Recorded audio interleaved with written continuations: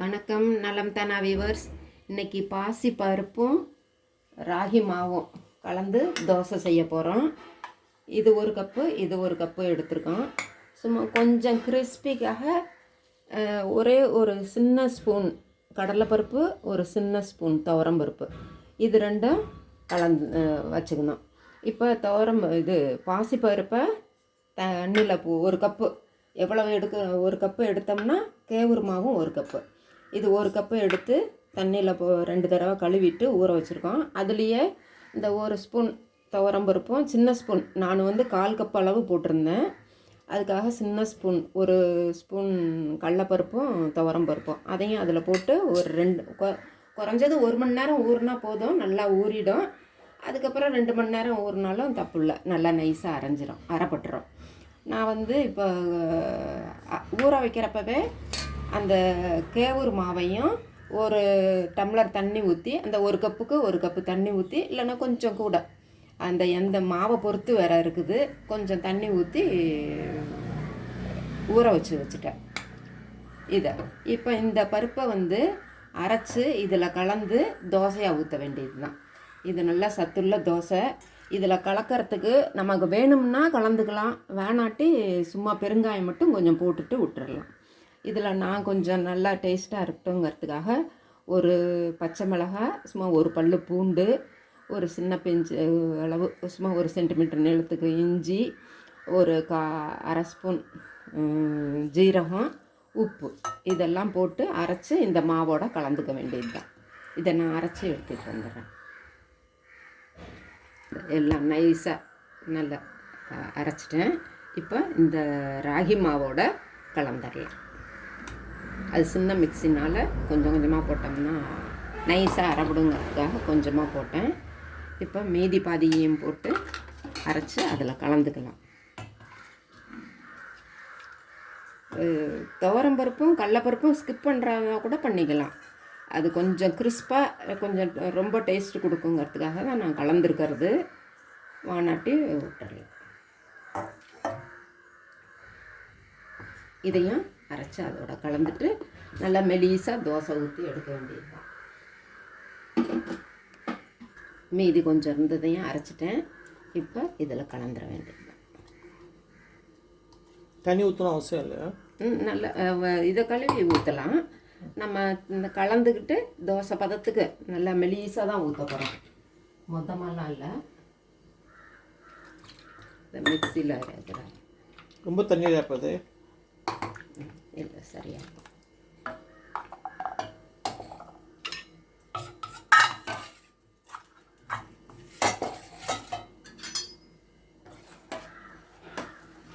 இல்லை வெங்காயம்லாம் போட வேண்டாம். வேண்டியது வேணும்னா போட்டுக்கலாம், அதனால ஒன்றும் இல்லை. டேஸ்டியாக இருக்குல்ல. நல்லா பொடியாக அரைஞ்சி கூட. தண்ணி ஊற்றிட்டே இருக்கீங்களே, பரவாயில்லையா? ரொம்ப சரியா. இதுக்கு என்ன சட்னி? தேங்காய் சட்னி, மிளகாய் சட்னி, காரம். கார சட்னி அரைச்சி ரெடியாக வச்சாச்சு. ஓ, கார சட்னி இதுக்கு ரெடியாக இருக்குது. என்ன மாதிரி அரைச்சிங்க? வெங்காயம், தக்காளி, கொஞ்சம் பருப்பு, துவரம்பருப்பு, கடலப்பருப்பு, உளுந்தம்பருப்பு, மிளகாய், இதெல்லாம் தக்காளி சொல்லிட்டேன்னா கொஞ்சம் அந்த கடைசியில் தேங்காயம் அதில் போட்டு கருவேப்பிலை ஒரு இனுக்கெல்லாம் போட்டு வதக்கி அரைச்சி வச்சாச்சு, உப்பு போட்டு.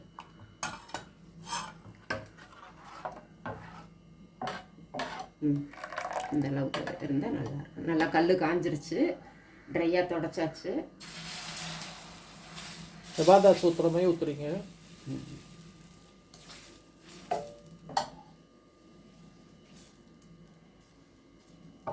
நல்லா மெலிசாக வரும். மெலிசாக கிறிஸ்பாக வேணும்னா கிறிஸ்பாக முறப்பாக விட்டு எடுக்கலாம். நமக்கு சாஃப்டாக வேணும்னா வெந்த உடனே மூடி வச்சு வேக வச்சோம்னாலும் சீக்கிரம் வந்துடும்.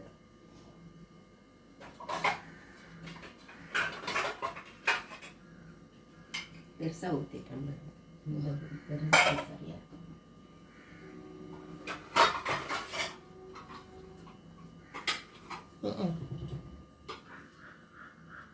இதுவும் ஓட்டக்கும் சின்ன கல்லில் கொஞ்சம் பெருசாகிடுச்சு. நீங்கள் மெல்லிஸாக ஊற்றுறேன்ட்டு பெருசாக இழுத்து கல் பெரிய கல் வேறு.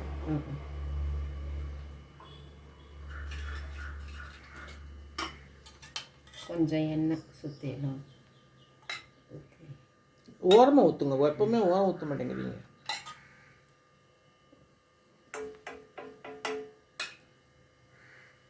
போதும். இந்த ஷார்ப் தோசைக்கல் இருக்குன்னா இது திருப்பி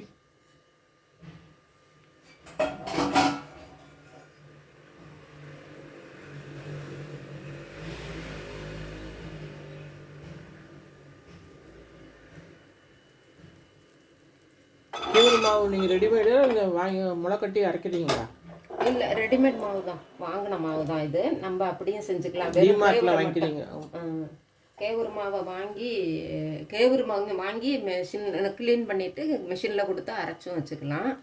இது இப்போ இதே கூட முதல் நாள் பாசி பயிரும் முழுசாவே, அதுவும் ராகியும் முழுசாவே முதல் நாள் நைட்டே ஊற வச்சுட்டு மறுநாள் அரைச்சோம்னா இன்னும் கூட நல்லது, டேஸ்ட்டாக இருக்கும், உடம்புக்கும் இன்னும் கூட நல்லது. நம்ம அவசரத்துக்காக இப்படி சீக்கிரம் செய்யணும்னா உடனே மார்னிங் மாவு திடீர்னு என்னைக்காவது ஒரு நாளைக்கு இல்லாமல் போயிடும். நம்ம காலையில் நைட்டு ஊற வைக்கவும் மறந்துடுவோம். ஆனால் இந்த பருப்புங்க மாவு உண்மையாகவே அப்படி தான் ஊற வைக்க மறந்துட்டாங்க, பாசி பயிரை, பச்சை பயிரை. அதனால தான் இப்படி செய்கிறோம். அதனால் இன்னைக்கு நான் அப்படியே அப்போ கேவரும் நம்ம அப்படியே ஊற வச்சுக்கலாம். கேவரும் அந்த பாசி பயிறு ரெண்டையும் 2-3 தடவை கழுவிட்டு நல்ல தண்ணியை ஊற்றி ஒரு நைட்டு ஊற வச்சிட்டோம்னா காலையில் ஆட்டம் ரொம்ப டேஸ்டியாக இருக்கும். அப்படி செஞ்சாலும் நல்லாயிருக்கும். சூப்பராக இருக்கும்.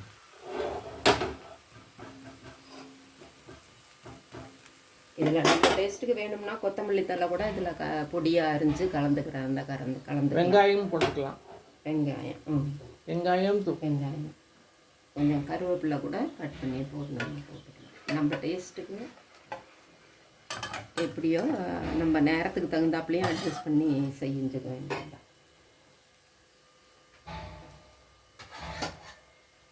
இங்கிலீஷ் பாருங்க. பாசிப்பருப்பு ராகி தோசை மார்னிங் பிரேக்ஃபாஸ்ட்டுக்கு இப்போ பாசிப்பருப்பு, கடலைப்பருப்பு, துவரம்பருப்பு, கேவுரு மாவு. அதில் கலக்கிறதுக்கு பச்சை மிளகாய், ஜீரகம், இஞ்சி, ஒரு பல்லு பூண்டு, பெருங்காயம், உப்பு இதெல்லாம் போட்டு கொஞ்சம் வாசமாக இருக்கும். அதுக்காக செரிமானத்துக்கு நல்லது வேறு. அந்த நல்லா முருகெல்லாம் செட்டு விட்டுட்டு சூப்பராக எடுத்துட்டு நம்ம சட்னி, தேங்காய் சட்னியும் வெங்காய சட்னியும் சாம்பார் கூட தொட்டுக்கிட்டால் கூட நல்லா தான் இருக்கும். நீங்களும் செஞ்சு பாருங்கள். நலம் தானா சேனலுக்கு சப்ஸ்கிரைப் பண்ணுங்கள், லைக் பட்டனை ப்ரெஸ் பண்ணுங்கள். வேறு ஒரு வீடியோவில் பார்க்கலாம். தேங்க்யூ.